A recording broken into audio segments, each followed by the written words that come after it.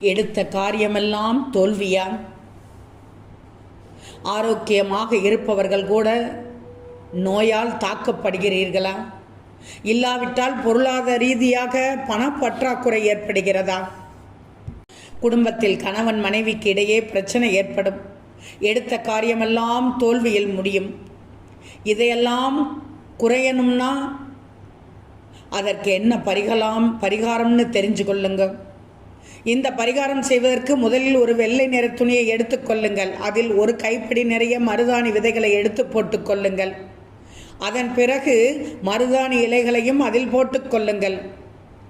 மருதாணி பூ, வேர் போன்றவை கிடைத்தால் சேர்த்து கொள்ளலாம். இல்லை என்றால் இலையும் விதையும் இருந்தாலே போதும்.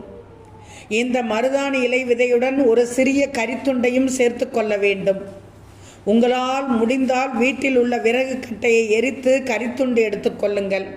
இல்லை என்றால் நாட்டு மருந்து கடைகளில் கிடைக்கும், அதை வாங்கி பயன்படுத்தி கொள்ளலாம். இவை அனைத்தையும் சேர்த்த பிறகு அதை ஒரு முடிச்சாக கட்டி வைத்துக் கொள்ளுங்கள். கட்டிய இந்த முடிச்சை நீங்கள் வீட்டில் படுக்கை அறையில் எங்காவது ஒரு மூலையில் வைத்து விடுங்கள். இல்லை என்றால் உங்கள் தலையணை அடியில் கூட இதை வைத்து விடலாம். அவ்வளோதான். படிப்படியாக உங்களுடைய நிலைமை எப்படி தோல்வி ஏற்படுகிறதோ அதெல்லாம் குறைந்துவிடும். திருஷ்டிக்கு கூட வெள்ளை பூசணிக்காயை சுற்றி உடைப்பார்கள்.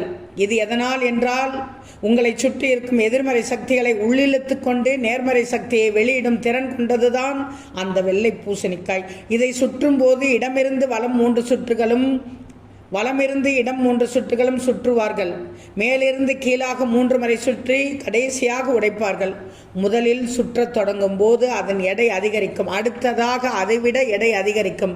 இப்படி தொடர்ந்து அதிகரித்தால் திருஷ்டி இருப்பதாக அர்த்தம் என்பார்கள். அதனால் தான் வெள்ளை பூசணியை திருஷ்டிக்கு உடைக்கிறார்கள். எடுத்த காரியமெல்லாம் தோல்வியில் முடிகிறதா? குடும்பத்தில் பிரச்சனை ஏற்படுகிறதா? இதெல்லாம் குறையணும்னா கண் திருஷ்டியை நீக்க வேண்டும். அதற்குத்தான் இந்த பரிகாரம்.